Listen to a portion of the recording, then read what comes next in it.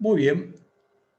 Las perspectivas económicas post pandemia y los desafíos económicos y un poco las políticas de crecimiento y desarrollo sostenido. Vamos a ir analizando punto por punto en relación a este tema tan apasionante, digo, en el sentido de que nos está afectando y nos está perjudicando notablemente eh, por la retracción económica.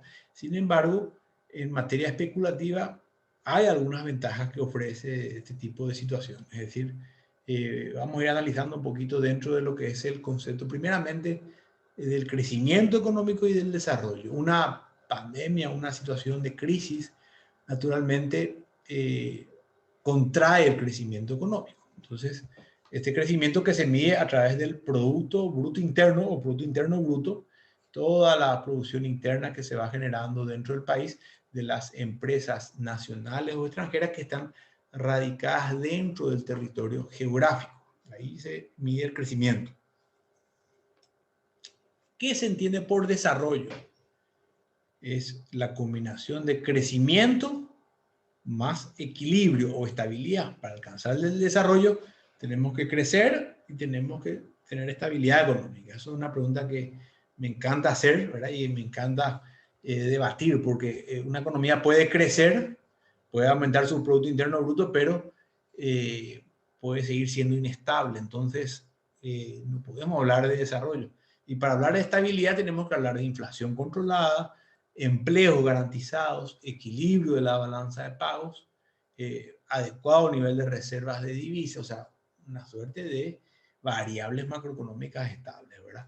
Surgía el concepto de desarrollo económico en la segunda posguerra mundial y se consolidaba en los años 60 asociado al crecimiento económico. Por eso viene acompañando, ¿verdad?, el Producto Interno Bruto agregado y el Producto Interno Bruto per cápita, que ya lo habíamos analizado, es el indicador más eficiente para medir los grados de desarrollo en un país. Un país revela el esfuerzo promedio productivo por persona y nos indica si una economía es desarrollada, es subdesarrollada o es pobre, ¿verdad? Economías con más de $30,000 per cápita al año son economías desarrolladas. Economías con 8,000, 6,000 son subdesarrolladas. Economías con 900, $800 de PIB per cápita anual son pobres, ¿verdad? Países más que nada, el Congo, Camerún, los países africanos, Haití mismo, que está en Latinoamérica. Aquí la propuesta es agregarle algunas nuevas definiciones al concepto de desarrollo, porque ciertamente algunos países alcanzaron ciertamente un grado de estabilidad y ritmos de crecimiento importantes, incluso Paraguay, pero no fueron bien desarrollados y no fueron alcanzados los objetivos, por ejemplo, de desarrollo social, de desarrollo sustentable, el desarrollo integral y el desarrollo humano. Es decir, nos vemos debilitados. Fundamentalmente yo considero que nuestras sociedades en Latinoamérica en cuanto a desarrollo humano integral estamos con un aplazo, ¿verdad? Vicios, violencia, generalmente problemas de familia tremendos que existen. Hay realmente graves inconvenientes en ese aspecto. Y lo que hace a sustentabilidad, vemos cada vez más contaminación, eso a nivel mundial. La basura flotante en los plásticos que flotan en el mar es alarmante la situación, ¿verdad? Entonces hay que hacer toda una reformulación. El desarrollo social lo mismo, es una materia pendiente. Vemos Colombia hoy con una inestabilidad social tremenda y una crisis que está generando bastante preocupación, ¿verdad? Aquí vemos los conceptos, el desarrollo social como condición del desarrollo, es una condición, no solamente como compensación lógica económica, es decir, es una condición. Para alcanzar el desarrollo económico tenemos que tener estabilidad social, indefectiblemente. Ahí hablamos del concepto de distribución relativamente equitativa de la riqueza entre las personas, ¿verdad? Lo mismo cuando hablamos de desarrollo sustentable. buscar satisfacer las necesidades actuales sin comprometer a las generaciones futuras. Es decir, crecer con equilibrio y no contaminar. Equilibrar en el uso de los recursos, la gestión ambiental, el ecosistema. Cuidado con el ecosistema, ¿verdad? Después miramos un poquito lo que hace a desarrollo humano. La PNUD mide el desarrollo por el IDH, Índice de Desarrollo Humano, la esperanza de vida, el nivel educativo y calidad de vida, ¿verdad? Son las tres variables que se utilizan para medir el desarrollo humano. Esperanza de vida, nivel educativo y calidad de vida. Y finalmente, el desarrollo integral, la CEPAL habla de crecimiento económico con equidad social. Es decir, hay una suerte de simultaneidad de crecimiento más equidad. A mí me encantaría, por ejemplo, una sociedad más igualitaria o con mayor igualdad de oportunidades.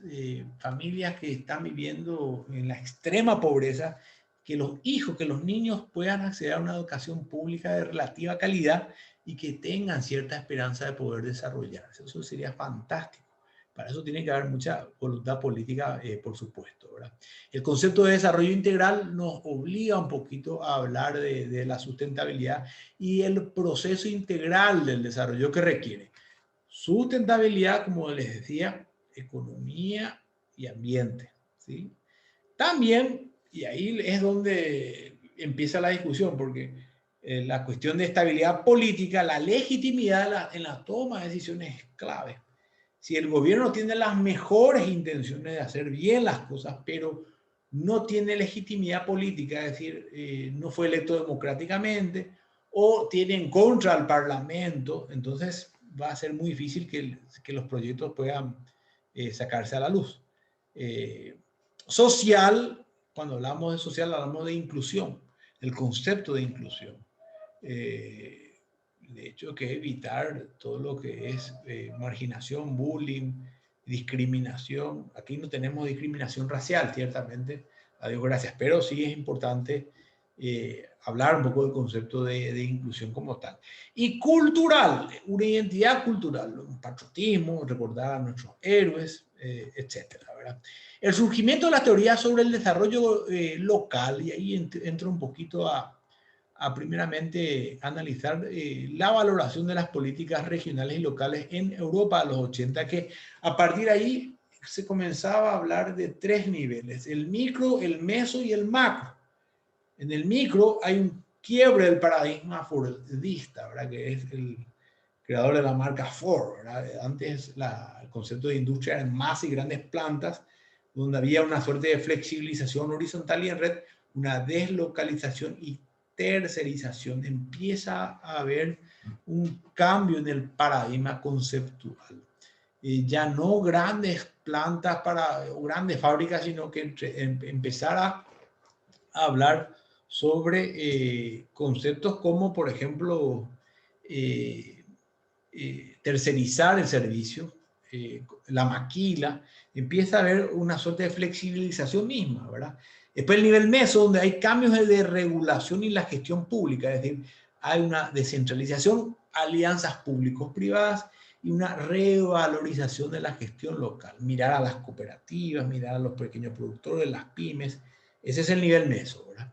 Y el nivel macro, donde hay ya, ahí hablamos ya del proceso de globalización, alianzas con otros países, mayor exposición externa y competitividad entre sistemas productivos, ciudades, territorios, buscar clústeres de producción y buscar acceder a mercados importantes, ¿verdad? Esos son tres niveles donde el Estado, el gobierno debe de echar su mirada, ¿verdad?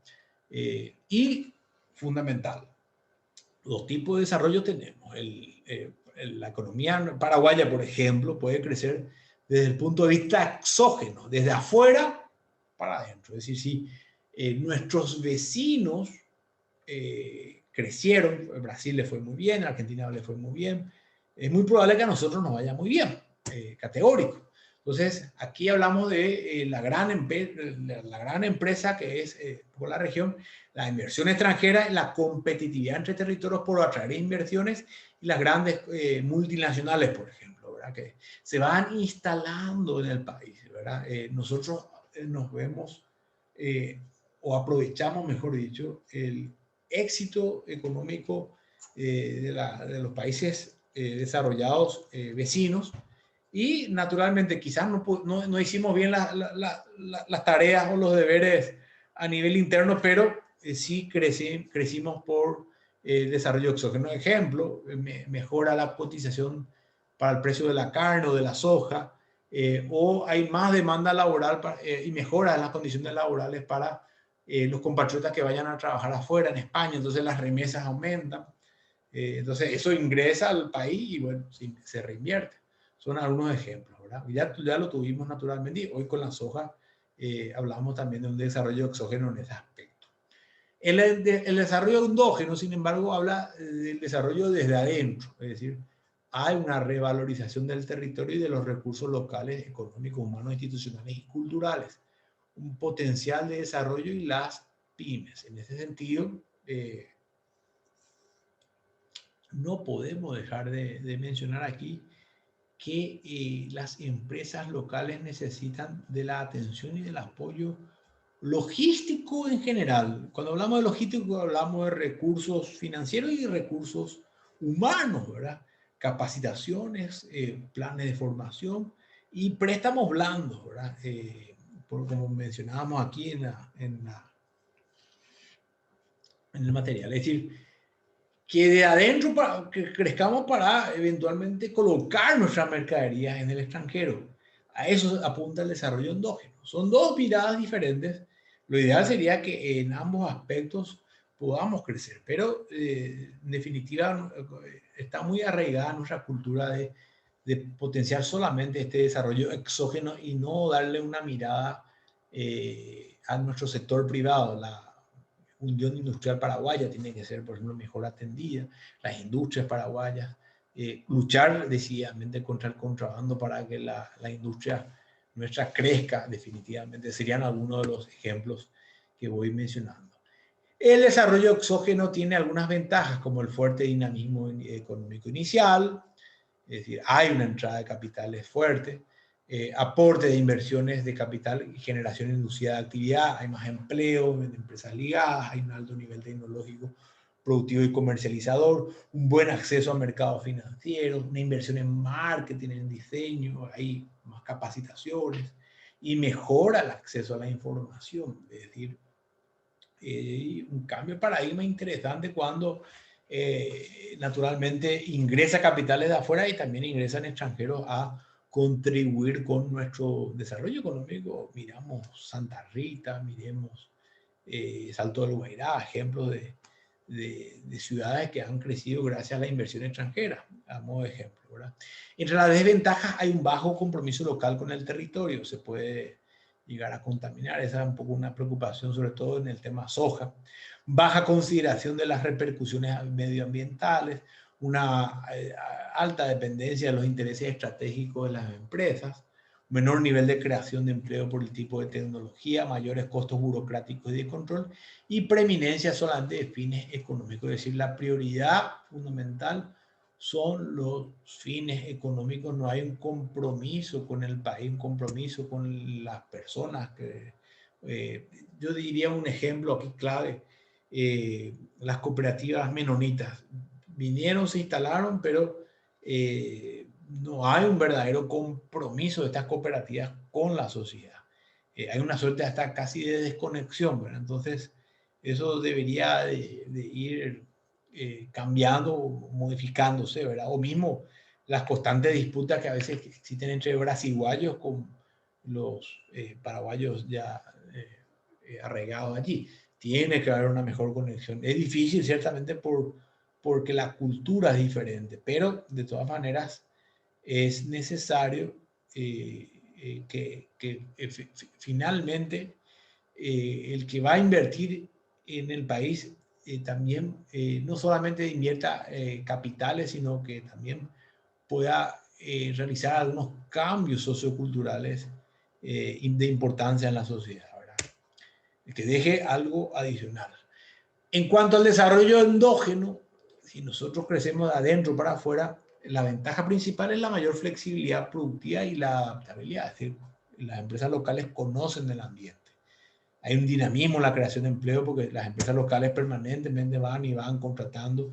Se utilizan más los recursos locales, menos costo ecológico sobre el medio porque cuidan más. Son los habitantes mismos del territorio los que están invirtiendo. Hay una tendencia a la empresa en red que caracteriza a la sociedad de la información. Las cooperativas, por ejemplo, todas trabajan muy en red, entonces, en definitiva, eso coayuda mucho al sistema financiero, naturalmente. Un mejor nivel de integración al sistema productivo de los sectores vulnerables. Y en cuanto a las desventajas, hay una menor escala productiva y de comercialización, menos experiencia en mercados externos, no conocen nuestras empresas cómo hacer llegar los productos en exceso, ¿verdad? Inferior margen de ganancia, porque son empresas locales, ganan moderadamente, menor nivel tecnológico y de capacidad de inversión. Generalmente las empresas locales están un poco endeudadas, dificultad entonces en el acceso a créditos, porque ya están en el tope del endeudamiento. Y hay efectivamente una mayor dificultad en el acceso a asistencia técnica, capacitación e información actualizada. Dentro de los conceptos vinculados hay tres fundamentalmente. El concepto de capital social, que significa, bueno, todas las relaciones, el conjunto de relaciones, instituciones y normas que conforman la calidad y la cantidad de las interacciones de una sociedad. El concepto de territorio, no en su dimensión topográfica, sino en conjunto en sí de los recursos humanos laborales, sociales, económicos, esa sinergia, esas relaciones que recién hablaba entre colonos, campesinos, y el entorno territorial, cuanto a apoyo, ambiente, activos intangibles del territorio, ¿verdad? De hecho que el tema del latifundio, el tema de los conflictos campesinos, tiene que buscarse una solución más bien local. No puede ser que el gobierno siempre tenga que estar subsidiando o metiendo su cuchara.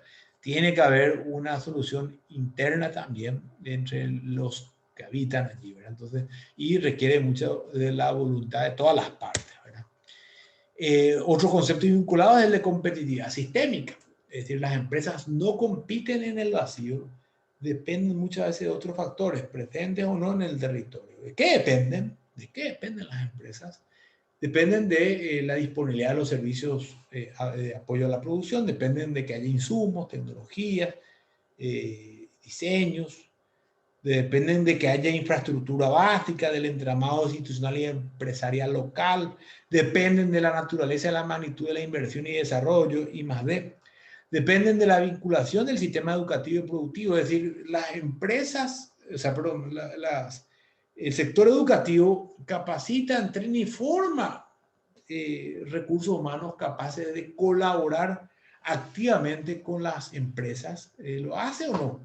O directamente forma, como decíamos al comienzo, enciclopedista que conoce mucho de teoría, pero casi nada de práctica. El nivel de interacción creativa entre el sector público y los agentes económicos y sociales. Es decir, ahí hablamos de la creatividad, fundamentalmente en la creatividad en el sentido de cómo resolvemos problemas, cómo creamos oportunidades, cómo creamos nuevos servicios, ¿verdad? En lo que hace a desarrollo local y economía social, el desarrollo local supone partir desde abajo, y ahí cuando hablamos desde abajo, hablamos de la economía social y de las pymes, es decir, fortalecer nuestras empresas para después con el tiempo potenciar lo que hace a exportación y la balanza de pagos nos guían de buscar tenerla positiva a largo plazo. Y en países con alta informalidad y pobreza, las economías sociales pueden ser una vía ciertamente para el desarrollo local.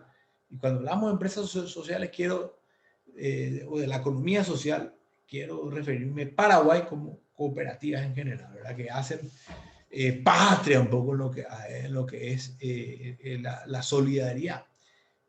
Fundamentalmente nosotros sí tenemos mucha informalidad, mucha pobreza y son las cooperativas, especialmente de barrios, o media, las que están sosteniendo en gran medida el problema de la pobreza, ¿verdad? Los objetivos convergentes del desarrollo local y de la economía social son mejorar los ingresos, crear empleos, mejorar la calidad de vida de la población, unir esfuerzos, asociativismo, solidaridad, respetar el medio ambiente y la identidad local, ¿verdad? Son en general estos objetivos que tienen que estar mancomunados dentro de una misma, o amalgamar, digamos, esta misma conjunción de objetivos, ¿verdad? ¿Es estratégica la economía social? Por supuesto que sí. Se integra en un proyecto territorial de desarrollo, se integra a un sector encadenado productivo, provee insumos, cadena de valor, los segmentos de la cadena de valor y naturalmente, a diferencia de lo que son las empresas que solamente persiguen el lucro, estas empresas no o procuran contaminar lo menos posible y tratan de generar más y más empleos productivos, es decir, respetando siempre las leyes laborales naturalmente, ¿verdad? Entonces, este proyecto, por decir, de economía social puede ser una estrategia al interior de un proyecto finalmente de desarrollar localmente la economía, ¿verdad? De distintos sectores socioeconómicos. ¿Cuál es el objetivo? Pasar de la economía informal al desarrollo local a través de la economía social, es decir, a los informales, campesinos que no tienen tierra, convertirse en cooperativas, por ejemplo, a los que están trabajando informalmente en las calles, tratar de nuclear, tratar de crear asociaciones o mismas cooperativas de vuelta, ¿verdad? Pero de una manera inteligente y que en efecto puedan llegar a ser formales, es decir, puedan tener seguros médicos, puedan tener derechos consagrados, puedan trabajar dignamente, puedan ser calificados, capacitados, entrenados, no solamente mirar un salario, sino mirar un desarrollo humano integral, ¿verdad? ¿Quiénes son los? Profe, Sí, ese tema es lo que es medio jodido porque muchas veces ellos se agremian buscando beneficios, pero no sé cómo decirte, son retobados, ¿verdad? Quieren beneficios nomás de la nada, no es que ellos quieren formar una cooperativa para trabajar o para ver beneficios para todos, ¿verdad? Como pasó, por ejemplo, con los limpiavidrios, con otros sectores informales que a lo mejor por un tema cultural o no estaban bien capacitados, eh, no se agremiaban para bien, ¿verdad? Como los campesinos, por ejemplo, que lastimosamente hay gremios muy fuertes que son más bien avivados que otra cosa, ¿verdad? totalmente de acuerdo, Ana. De hecho, por eso, y acá en el cuarto punto hablamos de este sector del conocimiento, es decir, yo si vivo dentro de la ignorancia naturalmente, voy a usar esa palabra de avivarme o de pretender avivarme y yo voy a decir, me estoy avivando si trabajo menos, me estoy avivando si exploto más, pero ¿y cómo estoy gastando? ¿Cómo estoy viviendo intrafamiliarmente? Tengo vicios, o sea, finalmente uno entra en un concepto mucho más profundo porque se encuentra con una mala vida, una mala calidad de vida. Bueno, me avivé y gané 1 millón más, pero tiré todo en el biquibole o en el vicio, ¿verdad? Me avivé, ¿verdad? Me avivé, digo, pero vivo mal, vivo siempre al filo de la navaja, al filo de morir. Eh, gasté todo en alcohol, gasté todo en vicios, ¿verdad? Entonces, eso no es solamente Paraguay, a nivel mundial. En otros países la drogadicción es un problema muy severo en los Estados Unidos mismos, ¿verdad? Entonces, entramos en el sector del conocimiento y el sistema educativo, ¿cómo le entrenamos? ¿Cómo le formamos? Tiene que haber un cambio de paradigma sociocultural muy profundo. Es a largo plazo, naturalmente, pero es un concepto de desarrollo. Indefectiblemente, las sociedades hoy modernas, Japón pasó por esto, Singapur pasó por esto, Taiwán pasó por esto, Finlandia en Europa, miramos Irlanda, Bélgica, Latinoamérica tiene En muy ese pocas. sentido, también, profe, así hablando con una compañera de trabajo, ella me comentó que en una cooperativa donde ella está, por ejemplo, quizás sea muy poco, pero me parece que es un paso hacia ahí.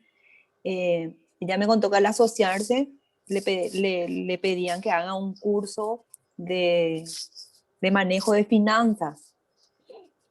Es como para que, porque claro, la cooperativa no sabe si ella tiene un conocimiento o no, o si, como vos decís, cómo ella se está manejando. Entonces, es como darle las herramientas y darle una educación financiera independientemente de que tenga o no. Qué lindo sería tener una cooperativa cuyos socios entiendan sobre finanzas personales. Tu tasa de morosidad va a estar relativamente controlada porque le estás permanentemente capacitando, no es mucha la inversión, pero ese tipo de miradas no todos lo ven, ¿verdad? O sea, pero sería fundamental, muy inteligente incluso diría yo, Sí, en ese aspecto. Invertir, en vez de estar invirtiendo en contratar muchas personas para cobranza, para cobrar, uno puede hacer una inversión de inteligencia y no, vamos a formarla a esta gente. Mucha gente, a mí me tocó ser gerente de recuperación de créditos durante un lapso de 3 años. Me costó bastante realmente, emocionalmente, digo, analizar cada caso y entrevistarme con tanta gente en aquel tiempo, pues es doloroso. Cuando alguien va a quiebra, es doloroso. Sin embargo, como economista, iba asesorando qué hacer en cada caso de asesorado. Bueno, este es el panorama tuyo y esta es un poco la hoja de ruta que yo te recomiendo. Entonces le dibujaba, le escribía. La mayoría me hacía caso, otros eran un poco ya difíciles ya por el mismo hábito de consumir, ¿verdad? Estaban muy comprometidos con el consumo masivo. Entonces, sus gastos siempre eran superiores a los ingresos, ¿verdad? Y bueno, se endeudaban para seguir manteniendo ese patrón de consumo. Ojo con esto que estoy diciendo. Uno no puede vivir más alto de lo que gana, ¿verdad? O sea, ahí es clave. Tu estilo de vida te puede marcar la diferencia. La humildad, por decir, es clave en ese aspecto. Entonces, ¿quiénes son los actores locales? El Estado, los municipios, las gobernaciones. Tiene que haber un compromiso. Claro que tiene que haber un compromiso entre todos.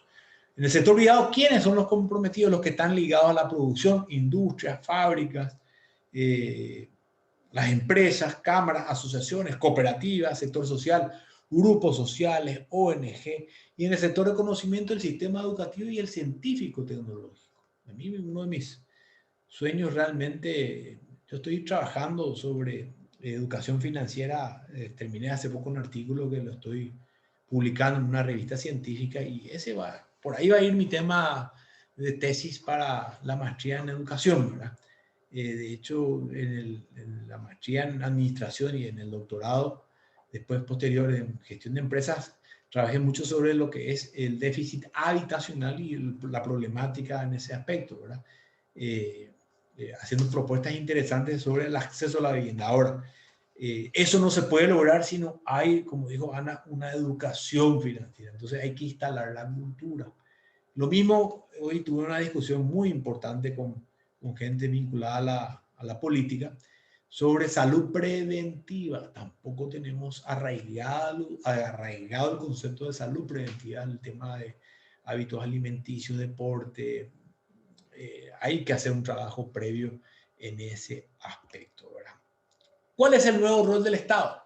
Entonces, el Estado debería ni ser un Estado empresario puntualmente, ni tampoco un ausente, ¿verdad? Tiene que más bien ser un Estado conservador, o sea, concertador y coordinador de acciones dentro del territorio, un poco conservador en algunos aspectos, no establecer medidas alocadas, pero sí entender que están todos estos sectores que tienen que articularse y trabajar en forma coordinada.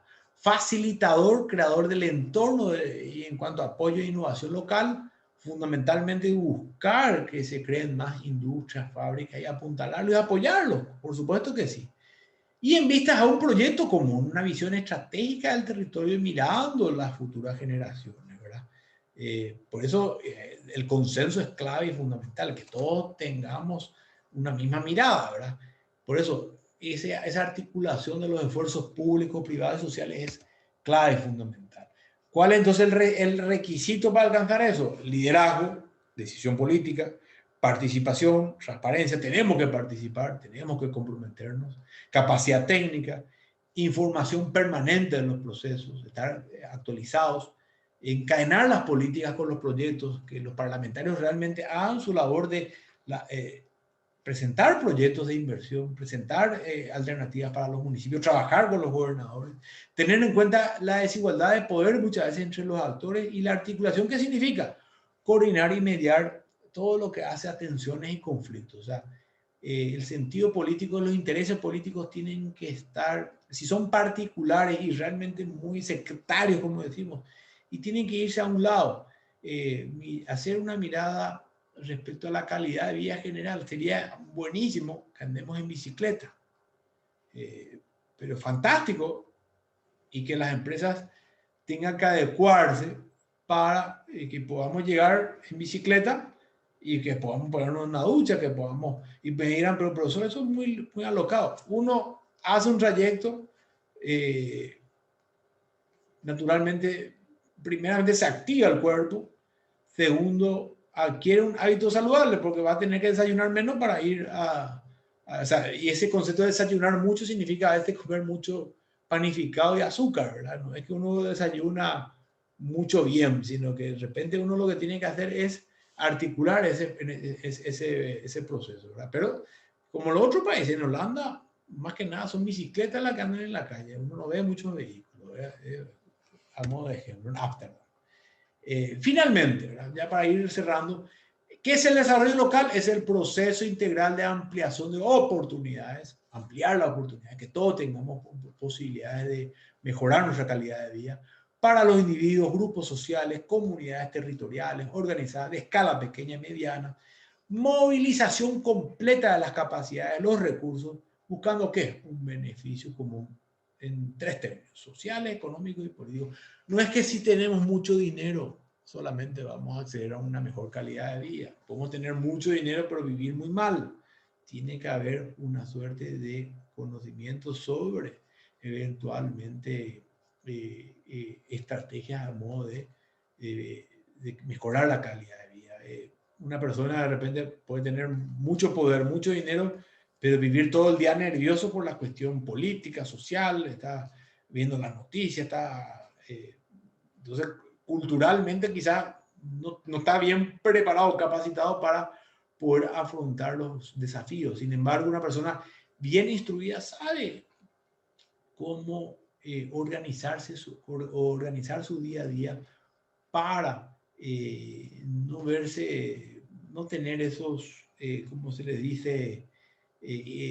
Pensamientos intrusivos, pensamientos intrusivos negativos que le afectan la psique, ¿verdad? Eso te genera muy mala energía y naturalmente te reduce la expectativa de vida.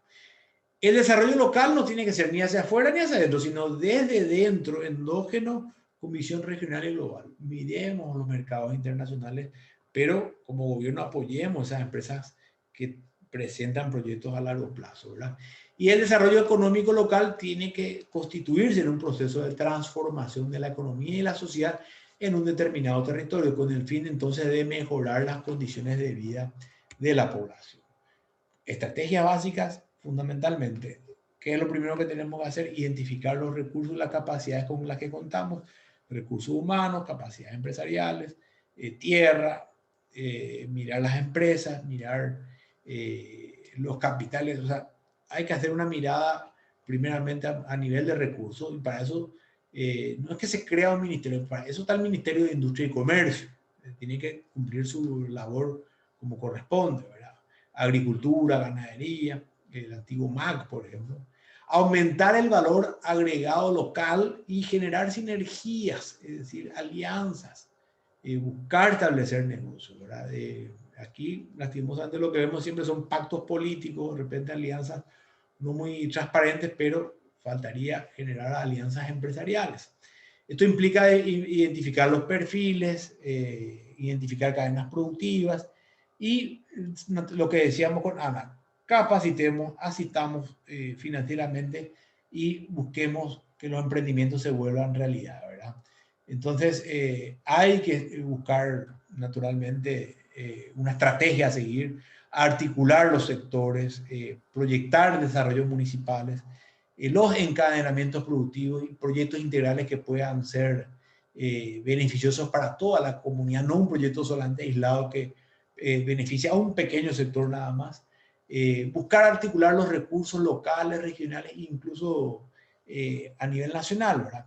Ampliando que el sector privado, comprometiendo la sociedad civil y el cambio de rol y actitud de todos los sectores, ¿verdad? Pasar de una política de asistencialismo a una política de la promoción. No estar dando subsidios, subsidios, subsidios, subsidios. Finalmente le estamos dando el pescado, pero nunca le enseñamos a pescar a nuestra gente. Vienen los campesinos, cierran todas las calles porque quieren subsidios, subsidios, subsidios, subsidios. Y no le estamos enseñando nada. ¿Y el INDI para qué está? Y uno se pone a analizar y todos los presidentes del INDI eran políticos. Entonces, ¿el INDI para qué está? Y la mayoría de los expresidentes del INDI están hoy procesados por corrupción. Es una situación realmente preocupante. Articular la política social con la económica, fortalecer la red de actores, el llamado tejido social y promocionar las capacidades existentes, el capital económico, el cultural y el social, ¿verdad? Entonces, finalizando, se deberían de ir creando agencias para el desarrollo local, regional, agencias que asistan realmente a las gobernaciones con mucha honestidad, con mucha capacidad, planificar la participación, empresas incubadoras, nuevos emprendimientos, crear oportunidades de negocio, es decir, que nuestros jóvenes realmente no tengan que estar presentando su currículum en gobernaciones, en intendencia, no, que presenten su currículum en las diversas empresas del sector privado que quieren personas con ganas de crecer, ¿verdad? Eso sería lo ideal. Pero para eso tenemos que crear las oportunidades. Estimular la conformación de cooperativas, asociaciones, empresas mixtas y sistematizar los ámbitos y mecanismos de intercambio y cooperación de alianzas público-privados. No hay ninguna receta que asegure el éxito en materia de desarrollo, pero sí hay por lo menos dos afirmaciones ciertas. Si el desarrollo se encuentra en nuestro futuro, no será con las ideas del pasado que vamos a alcanzar, sino el desarrollo es un producto en sí mismo, per se, de la propia comunidad.